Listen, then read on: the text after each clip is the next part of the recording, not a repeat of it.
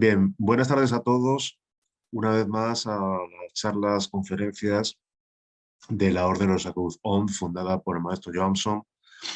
En esta ocasión vamos a hablar de un tema que siempre se ha considerado pues, de vital importancia y, sin embargo, a lo largo de todas las eras del tiempo, ha estado pues, bastante velado. Hoy en día pues, tenemos bastante conocimiento sobre el mismo gracias a los maestros y hoy vamos a intentar avanzar un poquito sobre el mismo. Bien, todo conocimiento antiguo pues es correa de transmisión de la divina sabiduría de la Rosa y la Cruz. Ya hemos tratado en otras charlas de explicar que en todas las culturas pues ha existido una manifestación bajo un otro vehículo de expresión de la loza blanca. La Rosa Cruz pues siempre ha estado presente y el secreto del gran arcano ha sido transmitido simbólicamente de una u otra forma, ya fuera mediante la mitología, la cosmogonía de esos mismos mitos, los enigmáticos libros de alquimia, el arte, siempre el secreto velado, pero antes de nada hablemos un poco de esa simbología. Se ha asociado al gran arcano con el trabajo místico en la fragua de Vulcano, que vemos en este maravillosa obra de arte representativa de la fragua de Vulcano. Y la figura del gran arcano tiene diversidad de sinónimos: arcano solar, fragua de Vulcano, fragua de los dioses, arcano AZF, magia sexual, Udvareta yoga, tantra blanco, etc. La figura del herrero en el continente africano suele tener un fuerte carácter mágico, religioso. Tanto él como su taller y las herramientas que usa son objeto de auténtica veneración. A su vez, en Asia hay algunas zonas donde la fragua es una especie de templo, un lugar de culto, oración, y el herrero es el sacerdote, ya que se piensa que es un receptor de fuerzas divinas. En Siberia y Asia Central, los herreros ejercen como chamanes. La tradición griega refiere que el primer hombre pues era un herrero, curiosamente. Los cuentos populares rusos sobre San Cosme, San Damián, presentan a estos como hábiles herreros y magos prodigiosos. Los elementos que maneja el herrero para realizar su actividad son sagrados: el fuego y los metales. En esta ocasión estamos viendo una representación iconográfica pues muy clara relacionado con la fragua de Vulcano, orientado pues a las operaciones alquímicas. Bien, como señala el autor P. M. Duval, el herrero es el único artesano entre los pueblos mediterráneos, como entre los celtas y los germánicos, que ocupa su lugar en el mismo rango que los dioses. Una de las funciones del herrero sobrenatural es la de fabricar los atributos de los dioses. Además, el herrero sobrenatural pues, es en que de ocasiones fabrica las armas de los héroes protegidos por los dioses. En la mayoría de las mitologías, el dios del trueno y el rayo recibe del forjador celeste las armas que lo llevan a la victoria sobre el monstruo o hipotético rival. En Egipto, el herrero Pat pues forja a su vez las armas de que se sirve Horus para vencer a su rival Set. El hindú Basti fabrica los garrotes de Nimurta que usa Indra en su lucha contra el dragón Vitra. Hefestos fabrica el rayo gracias al cual Zeus vence a Tifón. El dios herrero finlandés Ilmarinen pues forja el sol y la bóveda celeste con metal. En cuanto al metal, Mircea Eliade afirma que no se descubre fácilmente una nueva mina o un nuevo filón. Corresponde a los dioses y a los seres divinos el revelar sus emplazamientos o enseñar a los humanos la explotación de su contenido. De la misma manera, los alquimistas medievales hablaban del mercurio en bruto, como vemos en la imagen, el cual se encontraba en la mina. Es decir, obviamente se estaban refiriendo al esperma sagrado, el cual es generado en nuestra propia mina, es decir, en las gónadas. Y es por ello que todo el simbolismo de la fragua de Vulcano pues es sexual, obviamente.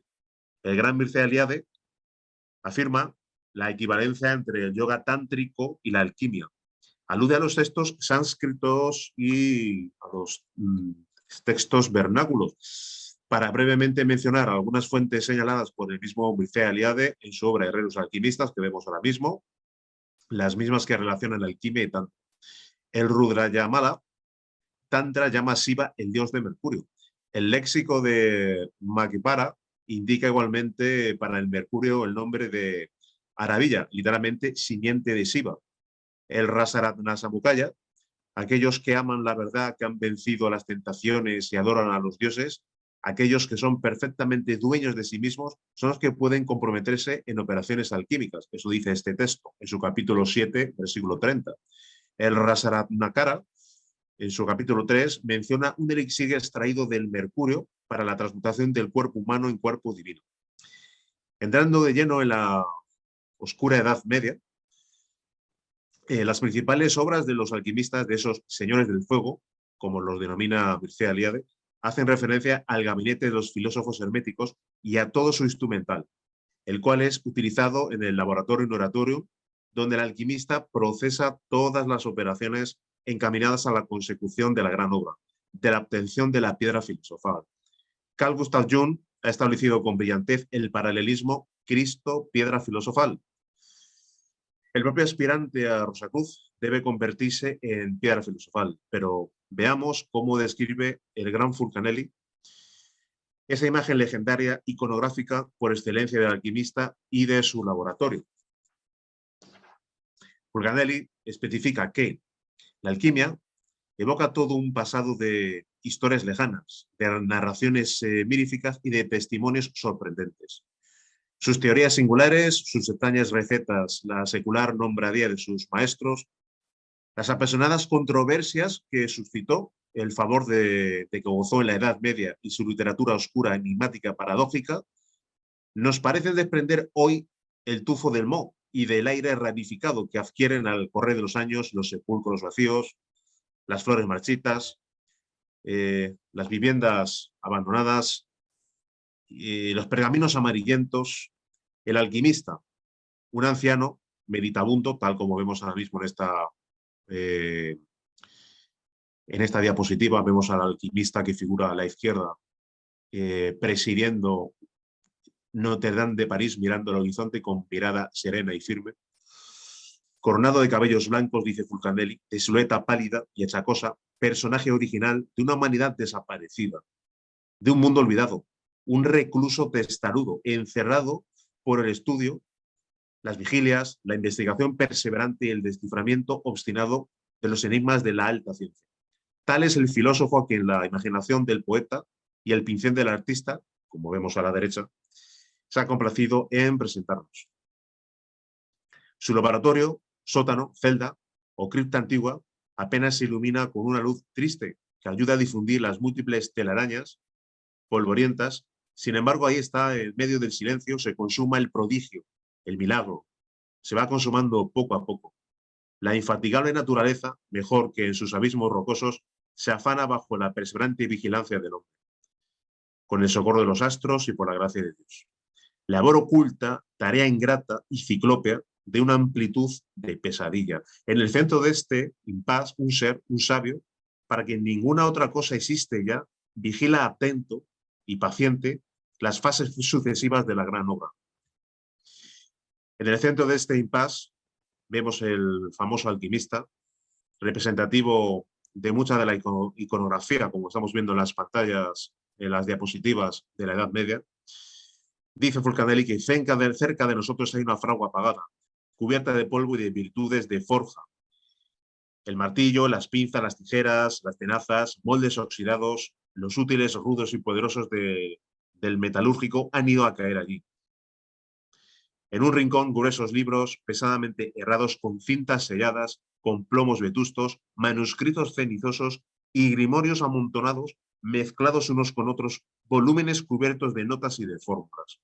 Redomas, ventrudas, como buenos monjes, y repletas de emulsiones de líquidos blancos.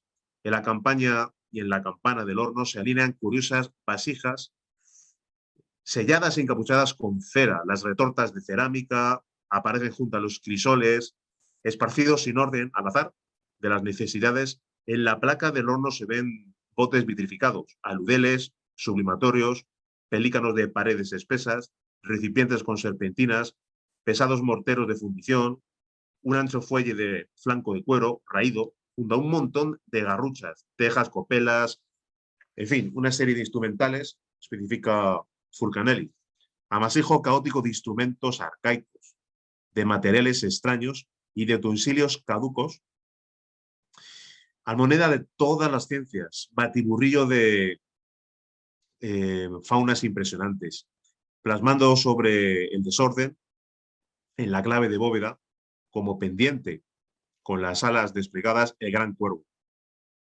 jeroglífico de la muerte material, y de sus descomposiciones, emblema misterioso de misteriosas operaciones. Recordemos que, tal como hemos comentado en algunas charlas anteriores, bueno, algunos alquimistas representan las fases de la gran obra con una serie de animales y representan la fase de la muerte, el famoso Capumartum lanigredo, con lo que es el cuervo de color negro.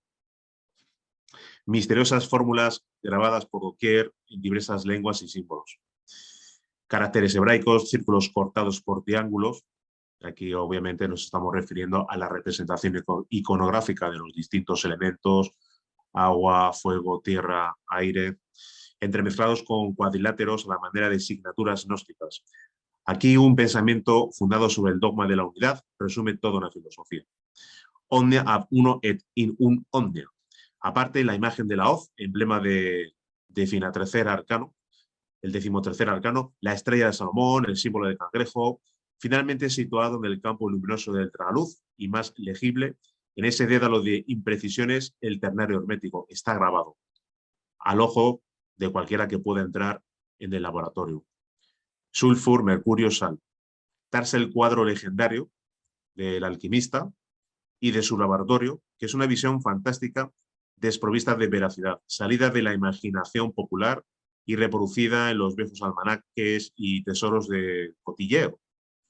Realmente la iconografía alquímica es bastante amplia y siempre ha habido una exaltación, siempre ha habido una representación del laboratorio, indicando por algunos autores o aludiendo a una especie de alquimia mineral o vegetal, nada más lejos de la verdad. Realmente estos son representaciones de lo que es perfectamente el gran arcano. Y hablando del gran arcano, en cuanto a la fragua de Vulcano, el Atanor presenta también una serie de referencias interesantes. Antes de entrar en las mismas, pues aquí vemos lo que es una representación de eso que se llamó el Laboratorium Oratorium. Ahora veremos un detalle más en concreto. Ahí tenemos al alquimista. Pues una representación del laboratorio en la cual también emplea con fe ferviente su oración a la vez que realiza sus operaciones. Aquí tenemos más representaciones iconográficas de lo que es ese Atanor del cual vamos a hablar ahora. Bien, entonces, decíamos, respecto a esas referencias, respecto al Atanor a las cuales nos íbamos a referir, Fulcanelli afirma que las 3 piedras o medicinas de Yavir sucesivamente obtenidas, las cuales son designadas por los filósofos con los nombres de azufre filosófico a la primera piedra, elixir u oro potable la segunda, y pera filosofal absoluto o medicina universal la tercera. Cada una de esas piedras ha tenido que sufrir la cocción en el Atanor, prisión de la gran obra.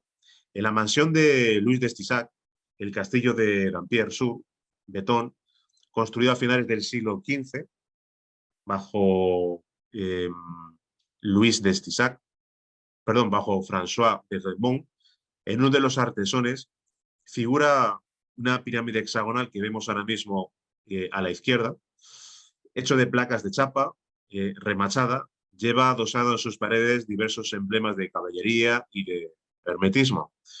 Su epígrafe está extraído de un verso de Virgilio, de la Eneida, del capítulo 11, que es Sic itur ad astra, así se va a las estrellas. Esta construcción piramidal, cuya forma recuerda pues, la del jeroglífico para designar el fuego, no es otra cosa que el Atanor, pues palabra con la que los alquimistas señalan el horno filosófico indispensable para la maduración de la obra. Brevemente, continuando con las referencias al Atanor, Fulcanelli afirma, refiriéndose a la descripción de los temas esculpidos en Notre Dame de París, encontramos bajo el arco inferior una masa aculeiforme e inflamada, nos da la explicación de su destino.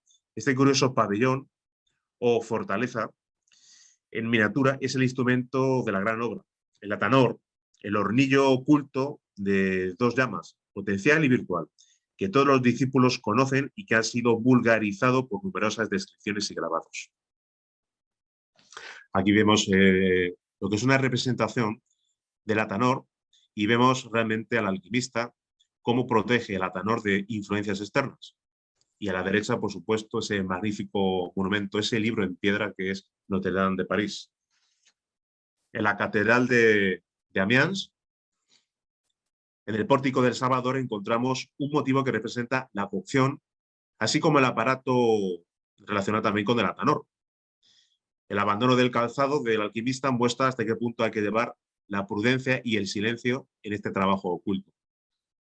Hay otras referencias de adeptos alquimistas, como Filaleteo, en la obra Breve disertación acerca del arte hermético, en donde especifica que lo siguiente: en cuanto al horno Atanor, el ardiente horno de los filósofos ha permanecido escondido para mí durante mucho tiempo, pero tras conocerlo y saber cómo se alimenta de su propia vasija, después de unos días contemplé admirable brillantez de nuestra agua. El mismo Nicolás Flamel y su peregrinación a Santiago de Compostela, en realidad, toda la descripción de esa peregrinación es simbólica. Se describen operaciones relacionadas con la transmutación alquímica de energía sexual, por la que Flamel, tal como refiere Fulcanelli, simbólicamente, Flamel, decimos, jamás salió de la bodega donde ardían sus hornos, su atanor. Eso significa que trabajó intensamente con la magia sexual, con el gran arcano, con la transmutación integral, junto con su maravillosa pareja, Dama Pernil. Entrando ya en terrenos de la materia filosofal, que es la que se cuece en el atanor u horno, podemos decir que, una vez más, Fulcanelli dice que en cuanto a la materia filosofal, que es la que es sometida a la cocción en el atanor, entiende que la misma corresponde a la siguiente descripción. Por este horno secreto, prisión de una invisible llama, nos parece más conforme al esoterismo hermético entender la sustancia preparada, amalgama o revis, que sirve de envoltorio y matriz del núcleo central donde dormitan esas facultades latentes que el fuego común pronto va a hacer activas. Aquí vemos un grabado extraído, si no recuerdo mal, de uno de los libros de Michael Mayer, Rosacruz indiscutible del siglo XVII, y vemos un rey nadando en el agua. Ese rey no es nada más ni nada menos que la sustancia Cristo que realmente está o que abunda en nuestras propias aguas espermáticas, de las cuales ahora haremos más referencias y, acudiendo al maestro Johansson, traeremos a colación una serie de aclaraciones. Pero continuando con Fulcanelli, este mismo dice que la materia sola, siendo como es el vehículo del fuego natural y secreto, inmortal agente de todas nuestras realizaciones, es para nosotros el único y verdadero atanor.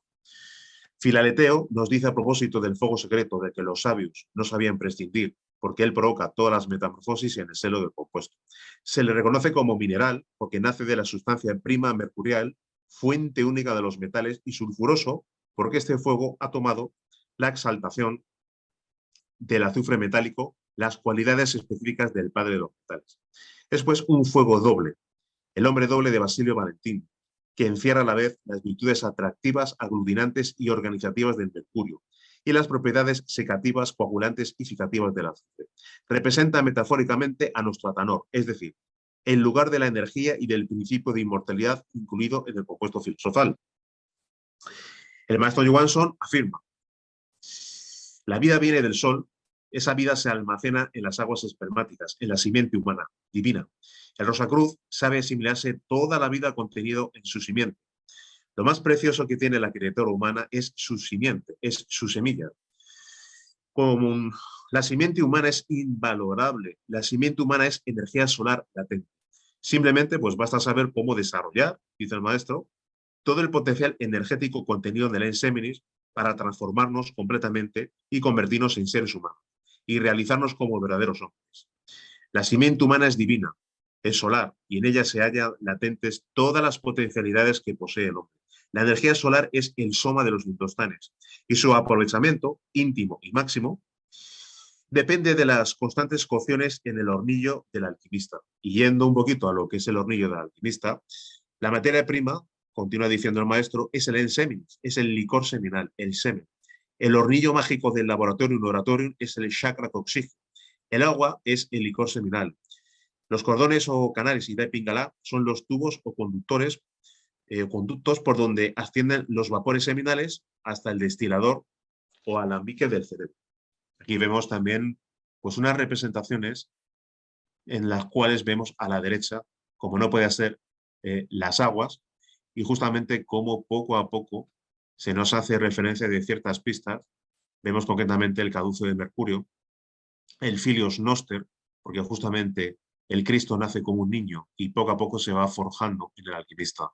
Y a la izquierda vemos concretamente lo que es el Matraz con un dragón de 3 cabezas. Como hemos comentado anteriormente, bueno, lo que es la gran obra tiene una serie de fases que los alquimistas han querido representar mediante una serie de colores y animales. Ese dragón de 3 cabezas representan 3 cabezas, cada una de las cuales tiene un color: negro, blanco y rojo. Y esto nos lleva a afirmar pues lo mismo que se especifica en algunos libros de alquimia. Esas 3 fases de la gran obra, esas 3 grandes fases por las que atraviesa el compuesto de los filósofos, que es la nigredo, el albedo y la rubedo. La obra al negro, la obra al blanco y la obra al rojo, y la obtención de la piedra filosofal. Todo el poder solar contenido en la simiente humana es el poder del Cristo.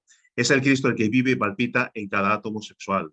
El Cristo es sustancia que se ha depositado en nuestras mismas glándulas, se haya depositado en nuestras mismas glándulas sexuales. El enseminis es la morada del Cristo, del Señor Jehová, de la Divina Madre. Cuando cometemos el crimen de fornicar o de derramar la simiente mediante el orgasmo, perdemos la gracia de encarnar en nosotros mismos al Cristo íntimo, a la Divina Madre, al Espíritu Santo.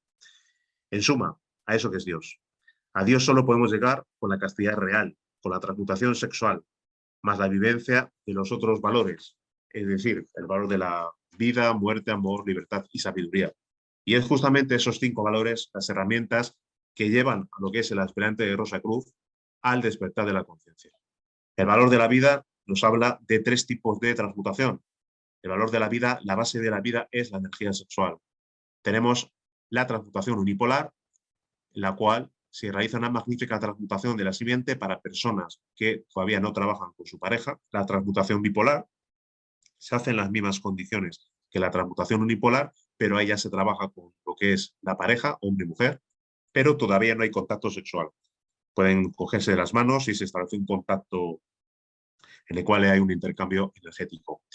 Y el título de la conferencia de hoy, el Gran Arcano, es lo que nos habla del tercer tipo de transmutación, que es justamente el Gran Arcano, la transmutación integral, la magia sexual. Ya hemos mencionado algunas denominaciones, algunos sinónimos, el Dvaita Yoga, el Tantra blanco, donde ya sí que hay contacto sexual, hay conexión lingam-yoni, la vulva y el falo, pero no hay ni orgasmo ni eyaculación seminal, sino una magnífica transmutación de la siguiente.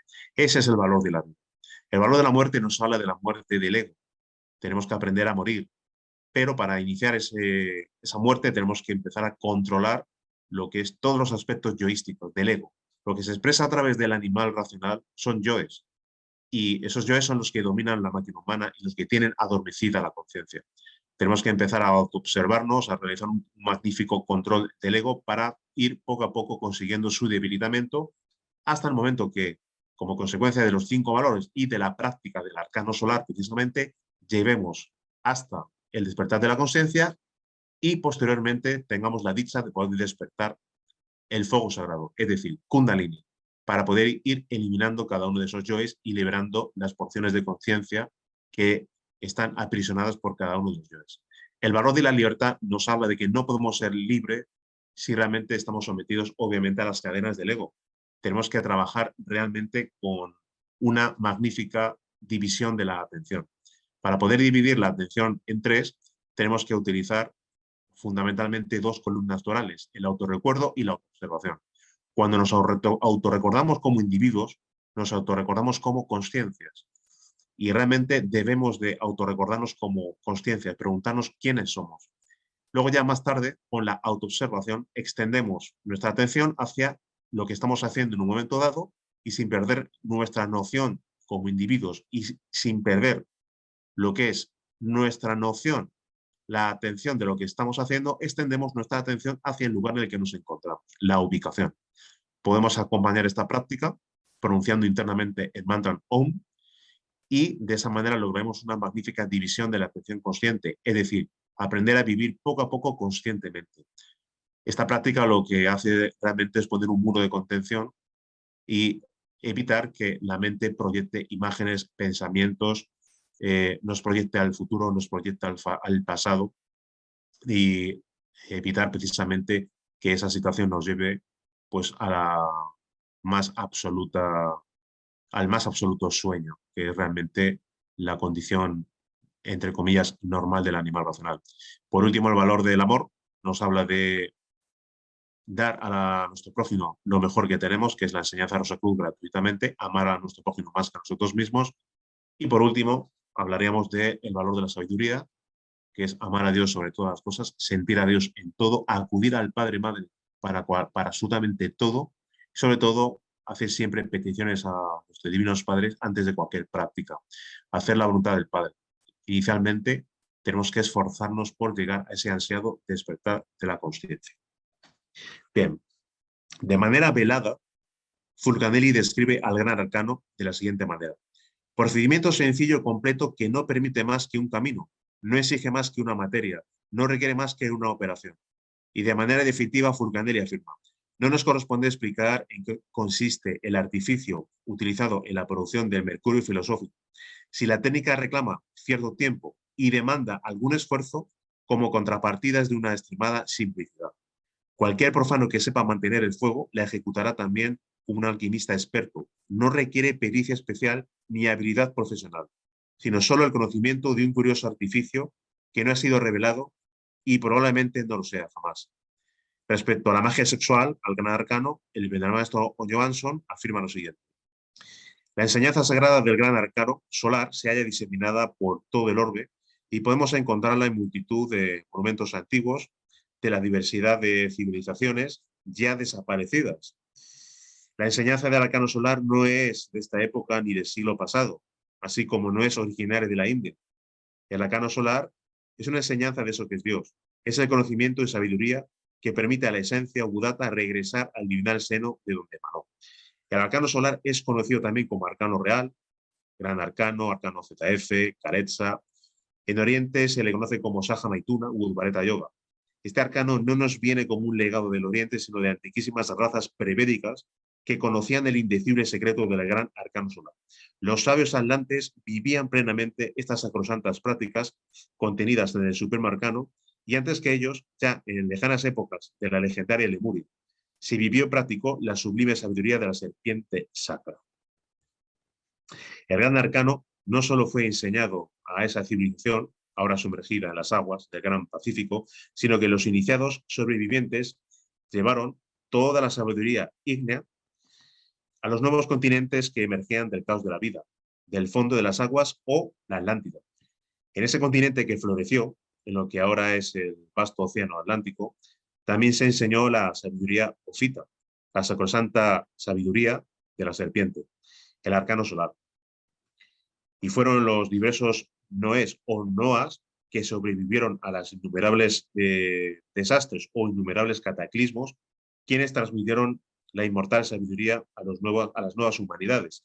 En las esferas superiores, aquí en la cuarta coordenada, en esas tierras de Jano, encontramos a los esforzados gladiadores del agua y del fuego, quienes tras constantes y terribles purificaciones, pues lograron realizarse como reyes y reinas de la naturaleza, trabajando constantemente bajo las órdenes directas del sacerdote del Dios Altísimo, del gran Melquisedec. Estas jerarquías, estos dioses, ángeles, gurús, maestros, estos grandes iniciados, aún conservan sus mismos cuerpos con los que trabajaron en la forja de los dioses, allí, en la lejana Lemuria y en la sumergida Atlántida. Fueron esos grandes seres quienes transmitieron las enseñanzas sacrosantas a la humanidad en todos los tiempos. Fueron los augustos fundadores de las divinas religiones solares quienes nos legaron y nos enseñaron en inmemoriales tiempos el indecible secreto del arcano solar, o Maituna, de la transmutación sexual. La transmutación sexual nos la han legado los dioses como un arca sagrada en la que reside el potencial supremo que nos lleva a compartir la dicha suprema en el banquete de los dioses, de los Elohim.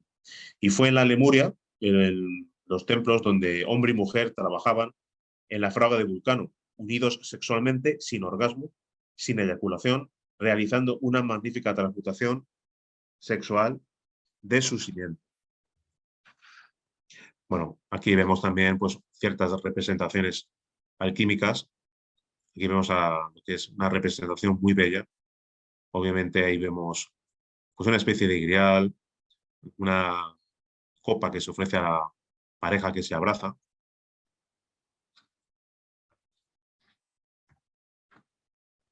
Y tenemos el gran arcano medieval a la derecha. Muy simbólico, bastante bellamente expresado. Y realmente accedemos a estos misterios. Justamente ahí tenemos una magnífica rosa, en lo que es una puerta-ventana, donde realmente accedemos a los misterios relacionados con la rosa y la cruz, entre ellos el gran secreto del gran arcano.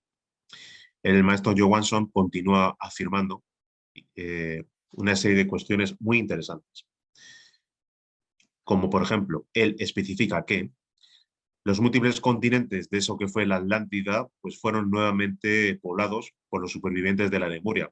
En la Atlántida los iniciados también divulgaron y vivieron el sagrado arcano solar. Con el paso del tiempo y la desaparición de la Atlántida surgieron nuevos continentes y civilizaciones con sus correspondientes colegios iniciáticos.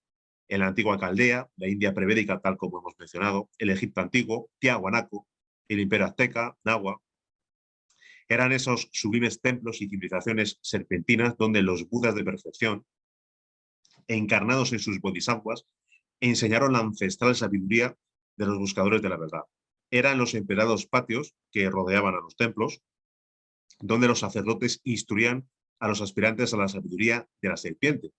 Y en esos recintos, rodeados de gruesas murallas y bordeados de grandes árboles, era donde las parejas de iniciados vivían la normalidad sexual, mediante la transmutación sexual integral. Trabajaban con el arcano solar, con el Maituna, el arcano real, el arcano ZF. La práctica del arcano solar estaba reservada a los iniciados en el arte secreto. Quien divulgaba el supremo secreto era condenado a muerte. En Tiahuanaco, en el Imperio Incaico, Azteca, en el Nahua, entre los pieles rojas, entre los esquimales, en todas las antiguas culturas se practicó muy en secreto el supremo arte de la transmutación mediante el arcano solar. También se enseñó y realizó en India, África, América y en todos los continentes del mundo. Y fue a raíz de las persecuciones sistemáticas que los iniciados y maestros de todos los tiempos realizaron su gran obra mimetizados en una u otra actividad humana o religiosa, como por ejemplo los alquimistas. Ellos, tras una forma simbólica, en clave, enseñaron la sabiduría universal y todos los libros sagrados hablan de transmutación, hablan del arcano solar. Jesús el Cristo enseñó a sus discípulos, que ya estaban maduros para poder entenderlo, el arcano solar.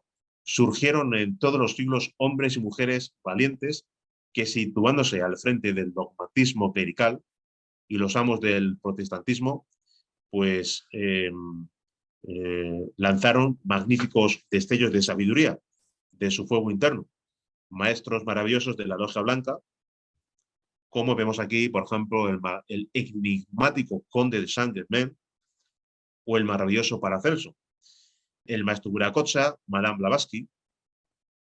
El enigmático conde de Saint-Germain dio a conocer sus profundos conocimientos de alquimia y pocos fueron los que realmente comprendieron la magnificencia de la alquimia caldea, eminentemente sexual, que transmitió en sus tiempos, por supuesto, en clave, como no puede ser de otra manera. Paracelso enunció en sus textos los más grandes secretos de la alquimia sexual, a través del sistema reconocido como espagirismo. La enseñanza también está en clave y solo sus más allegados discípulos pues, pudieron penetrar en sus indefinidos e insondables arcanos. La venerable maestra Elena Petrovna Blavatsky, magnífica iniciada en los misterios del fuego, puso en sus obras todo el valor y amor que sentía por la humanidad.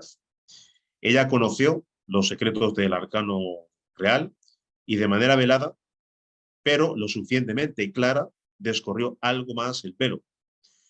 El venerable maestro Viracocha, cuya personalidad humana fue la del doctor Arnaldo Krumheller, fue quien por primera vez en un texto público, el secreto eh, del arcano, pues lo reveló de una manera clara, aunque en principio lo hizo en latín, lo que es el latín en su novela Rosacruz, como vemos aquí. Y en latín, pues dio a conocer la clave de la castidad real, del arcano solar. Traducido del latín, esa fórmula decía lo siguiente: introducir el miembro viril en la vagina de la mujer y retirarlo sin eyacular la entidad del semen.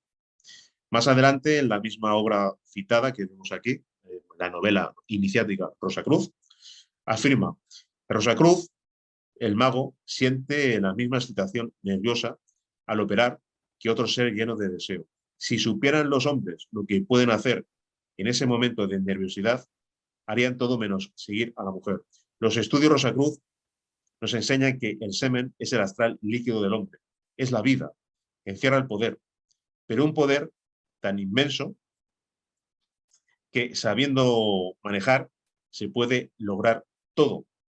Es por eso que es tan importante pues, conocer los secretos Rosacruz, que son justamente los que hemos develado hoy un poquito más.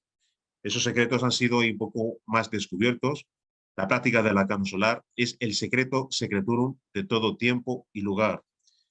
Más adelante, en otra charla, hablaremos más en detalle de lo que es la práctica como tal, pero ha quedado definido el hecho de que, uno, pues el arcano solar es más antiguo que el tiempo.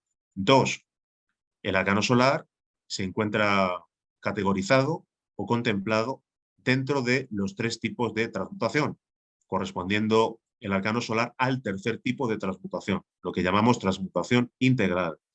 Tres, tenemos concretamente que en el arcano solar lo más importante es realizar mediante una técnica sencilla de visualización, respiración y utilizando ciertos mantras, cómo se visualiza, cómo sube toda la energía al cerebro y baja hasta el corazón por los correspondientes nadis o canales de transmutación que hemos mencionado antes cuando decíamos a la descripción que hacía el maestro Johansson del hornillo del alquimista, etc. Y lo que se realiza, y lo más importante de todo, es una magnífica transmutación, evitando, por supuesto, el llegar al orgasmo y evitando, por supuesto, la eyaculación. No hay ni eyaculación ni orgasmo, sino una magnífica transmutación. Esos son los elementos quizás más importantes. Luego, evidentemente, ese arcano ha sido transmitido en secreto, simbólicamente, pues a través de todas las eras, de todas las civilizaciones y por los grandes maestros de la logia. Así que hasta aquí la charla relacionada con el gran arcano. Si alguien quiere hacer alguna pregunta, pues podemos intentar contestar cualquier duda o cuestión. Adelante. Perfecto, Laura. Creo que tenemos una pregunta del amigo Carlos. Creo que la pregunta, para que la puedan escuchar los demás amigos, dice lo siguiente: ¿por qué no se podía revelar el secreto? Bueno, digamos que todo tiene su tiempo, todo tiene su lugar, y en los tiempos antiguos el acceder a los conocimientos relacionados con la enseñanza de la Rosacruz, con el Gran Arcano, estaba solo reservado a unos cuantos. De hecho, aunque hemos comentado que efectivamente ese conocimiento se ha transmitido simbólicamente, eh, pues mediante ciertos instrumentos muy adecuados para ello, como pueden ser obras de arte, monumentos antiguos, cierta literatura relacionada con lo que es ciertos libros de alquimia.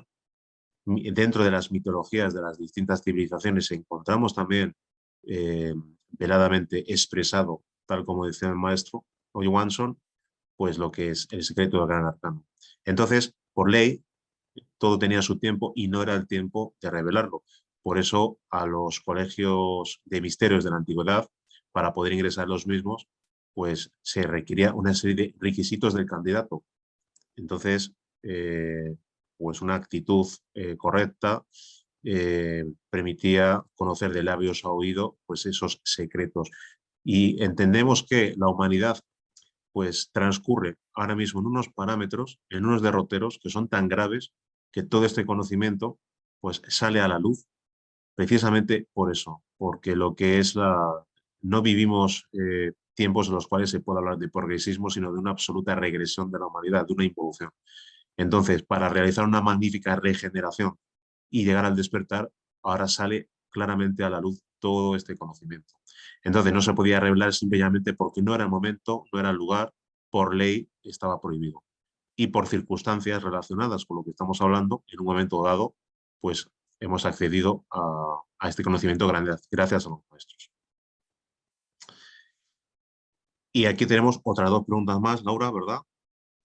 Y las preguntas dicen lo siguiente. Después de tiempo, al orinar se hacen pequeñas descargas de restos de semen. ¿Es normal que suceda esto? Hombre, no entiendo que sea normal. En una persona que realiza prácticas de transmutación unipolar, por lo menos esto no debería de suceder. Por supuesto que estas prácticas de transmutación unipolar, bipolar o integral, hablamos de la transmutación en cualquiera de sus modalidades, si se hacen con cierta regularidad, obviamente esto no debería de suceder. Pongamos por caso la práctica más sencilla de todas, la transmutación unipolar. Siempre recomendamos realizar la práctica todos los días, pues un mínimo de tiempo. Entonces, si se realiza la práctica todos los días, pues obviamente esto no debería de suceder. Otra pregunta nos hace concretamente el amigo, dice, ¿estos secretos del gran arcano tiene que ver con la tabla esmeralda? Bueno, en la tabla esmeralda se especifica, al igual que en el Kybalión y bueno, la famosa tabla esmeralda donde se resume, se supone las claves de la alquimia, pues obviamente todo lo relacionado con lo que es alquimia implica el gran arcano, con lo cual en cierto modo por supuesto que tiene que ver. Que dice si se puede compartir un libro sobre el arcano mayor y si este libro que actualmente está en pantalla del maestro Krugel, la novela Rosa Cruz, se encuentra en el YouTube o tal vez se puede compartir el libro. Bueno, sí, gracias Laura. Empezando por lo último, el libro, la novela iniciática donde se ha extraído ciertas partes, donde incluso el maestro Johansson específica en sus libros, el maestro Viracocha, es fácilmente conseguible no solo en papel, sino en PDF en Internet. Los libros del maestro Viracocha están, los libros generales, me refiero, incluso algún que otro curso interno, pues están fácilmente accesibles en PDF en la red, sin ningún problema. Y luego la primera pregunta hablaba algo del arcano mayor, perdóname Laura, discúlpame, algo comentaba de un libro del arcano solar o la pregunta, la primera pregunta de este amigo. Bueno, la pregunta es de Esther y dice si es que se puede compartir algún libro sobre el arcano mayor. O sea, se refiere al arcano solar, claro, evidentemente, sí. Claro. Bueno, esta misma novela que estamos viendo ya de por sí, aunque para la época en la que se editó, pues era un salto de gigante adelante porque habla precisamente, también largamente, no solo de los fragmentos que hemos referenciado, habla largamente de cuestiones relacionadas con el gran arcano. Luego, literatura, ensayos relacionados con el arcano que sean buenos, obviamente tendríamos que remitir a los textos de la Orden Rosacruzón del maestro Johansson, donde realmente son muy claros, donde podemos sugerir a los amigos que allí, en las ciudades en las que se puedan dirigir, pues puedan intentar solicitarlos a la sede central o, si hay alguna sede de la orden, realmente puedan dirigirse a la misma para obtener concretamente los libros de la orden, porque realmente es allí donde se explica magníficamente pues, la mecánica a seguir, el modus operandi para realizar los 3 tipos de transformación. Y hay otro amigo que lanza otra pregunta. Dice, el amigo Rommel dice, aparte de la magia sexual, ¿hay otras formas de despertar el Kundalini? Bien, la respuesta es categórica, no, no la hay. Cuando alguien practica magia sexual y vive los valores de la orden, los 5 valores de los cuales hemos hablado, pues tiene posibilidades serias, si los vive de verdad, de llegar al despertar de la conciencia. Y una vez que la conciencia ha despertado, viviendo el gran arcano, tiene posibilidades, como hemos dicho también, a su vez, de poder despertar Kundalini. Pero no existe ninguna otra forma de despertar Kundalini. Otra pregunta del amigo Carlos Sandoval dice, ¿fue primero Lemuria o la Atlántida? Bueno, lo primero fue Lemuria. Desapareció el continente de Lemuria y los supervivientes de Lemuria fueron concretamente los que en el continente de la Atlántida, pues fundaron también los templos solares, etc. Pero lo primero fue Lemuria, posteriormente la Atlántida. Hay una consulta del chat de Zoom que dice: despertar es crear nuestras observaciones al infinito. Despertar es crear nuestras observaciones al infinito. Bueno, es un poco paradójica la pregunta. Bueno, realmente habría que pedir un poquito más de aclaración con respecto a la pregunta, pero cuando alguien despierta se inicia lo que es el camino que lleva a despertar más y más. Crear nuestras observaciones. Bueno, realmente lo más importante de todo es justamente que para poder crear, y aquí ya matizan amigos si somos creadores de nuestros mundos, para poder crear algo, pues siempre se necesitan dos fuerzas, tal como se ha creado el universo. Siempre nos hablan las cosmogonías y sobre todo la hindú de Shiva Shakti, de dos fuerzas primordiales. Entonces, para convertirnos en co-creadores, necesariamente tenemos que despertar más y más, hasta llegado el punto de, bueno, cuando llegamos a cierto nivel, a quinta iniciación de Misterios Mayores, podemos realmente crear conscientemente actos y saber el alcance de los mismos. Pero si vamos un poquito más allá, si realmente cumplimentamos realmente todo el camino, realizamos esa gran obra mencionada por ciertos alquimistas, si realmente obtenemos la piedra filosofal, encarnamos el Cristo, nos convertimos en un habitante de lo absoluto, pues más adelante pues podemos llegar a ser hasta cosmocratores, que es crear universos enteros, ¿no? Entonces, se nos escapa un poco esos niveles, pero realmente el poder ser co-creadores de esta gran creación es perfectamente posible. Requisito fundamental, ¿cuál es? Despertar, despertar y despertar. Bueno, parece ser que el amigo Carlos hace una pregunta que es ¿cómo evitar los sueños húmedos? Bueno, una pregunta muy directa y una respuesta también muy directa. Primero tiene que haber voluntad de no querer realmente tener esos sueños húmedos, pero es tan sencillo como realizar la práctica de transmutación todos los días. Mediante la práctica de transmutación podemos evitar eso que se llaman las poluciones nocturnas sin ningún tipo de problema. A algunas personas les podrá costar más, a otras personas les podrá costar menos, pero la perseverancia, el tiempo, evitará que se produzcan esas poluciones nocturnas, insisto, con la práctica de transmutación unipolar. Bueno, pues ya sin más, cerramos la charla de hoy, dando las gracias a los amigos y bueno, nos vemos concretamente en una próxima ocasión. Un abrazo a todos. Gracias.